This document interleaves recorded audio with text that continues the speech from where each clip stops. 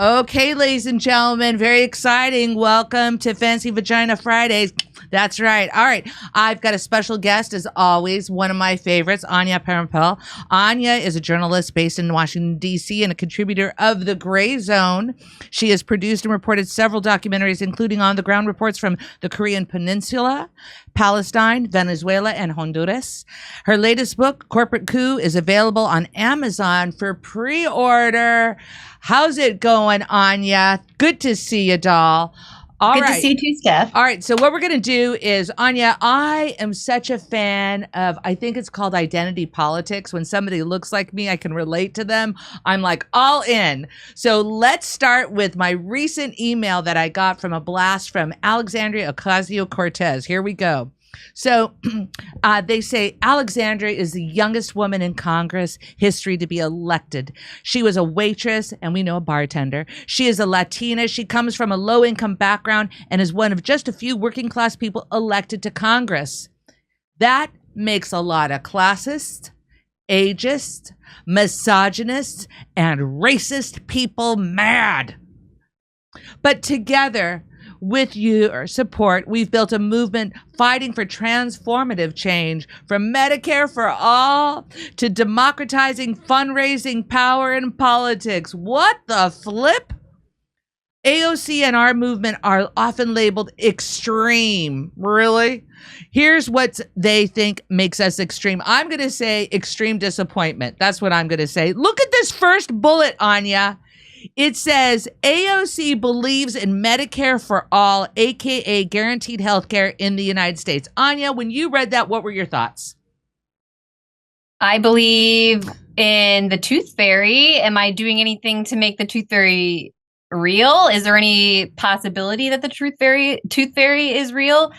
No. I mean, what does it mean for someone to say they believe in something they campaigned on how many years ago at this point? When Trump was first elected, I think, right? Mm-hmm. Or no, 2018. So since 2018, she's told us she believes in Medicare for all.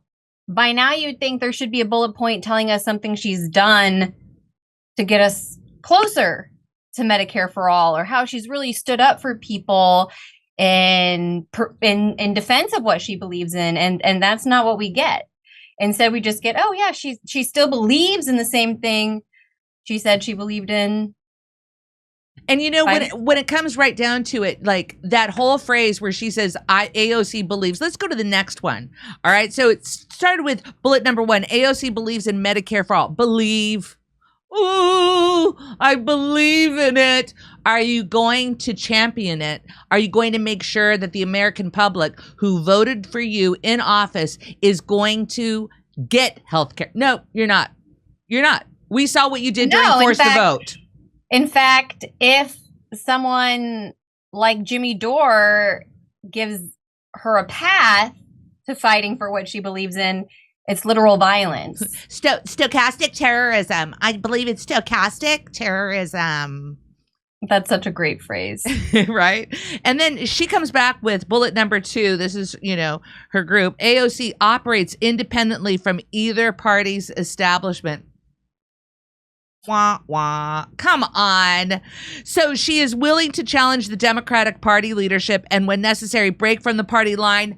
Never. Never when it's been important, never when it's been crucial, never. And I'm going to go right back to Force the Vote. All they had to do was withhold their vote, the first floor vote for Nancy Pelosi, and use their leverage to bring healthcare, give Medicare for all a vote on the floor, and let's get everybody down in writing. No, they couldn't do that. So when you tell me that she is willing to challenge the Democratic leadership when given permission, and when necessary, when given permission, and to break from the party line when given permission. So she also says our movement does not believe in late stage capitalism. Okay, this is the part maybe somebody has to explain to me. Our movement does not believe in late stage capitalism or that prioritizing the extreme pursuit of profit at any and all human environmental costs will save us. AOC believes in cooperative economics and cooperative democracy, aka democratic socialism. Yay! Wow.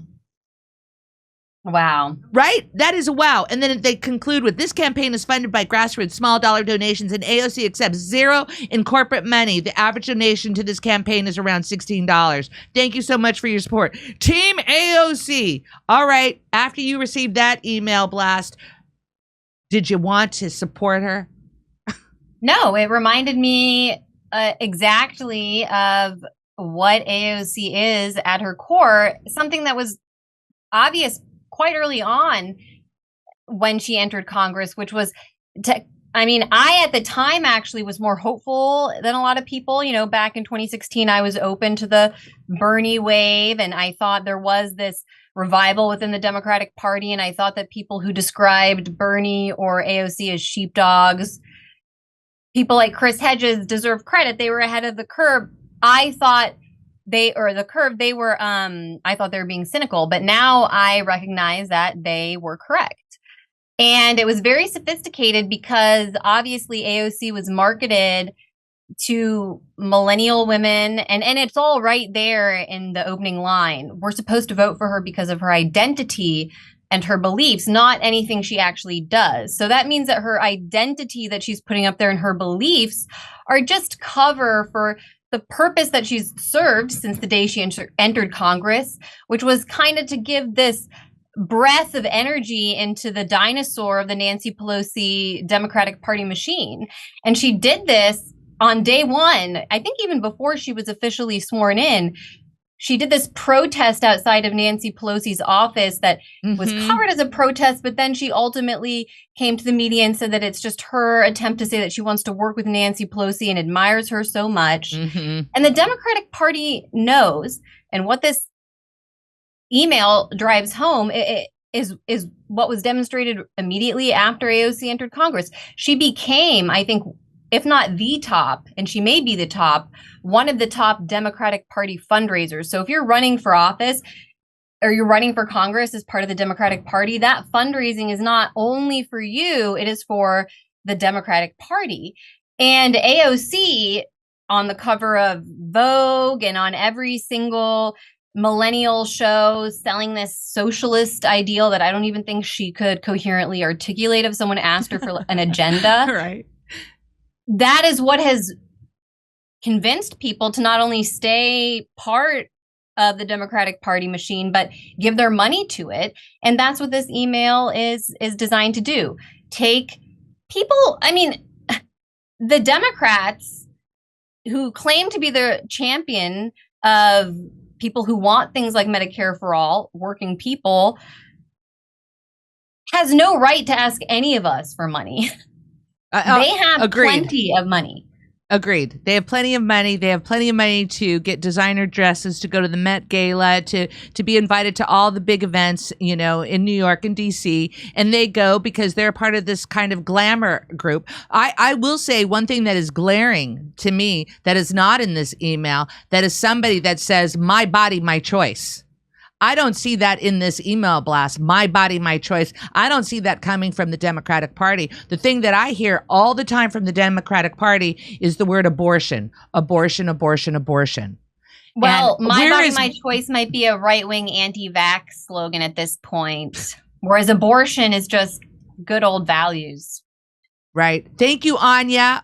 Hey, everybody, only $10 to go see my new stand-up special, COVID Lies Are Funny, at jimmydore.com. And come see us do a live show. We're going to be in Cohoes, New York, Hartford, Connecticut, Bakersfield, California, Baltimore, San Francisco, Huntington Beach, Rosemont, and Chicago, Las Vegas, Salt Lake City, and more. We're going to be in New York, Stamford, Connecticut, Pottstown, Pennsylvania, San Diego, everywhere. Go to jimmydore.com for a link for all our tickets.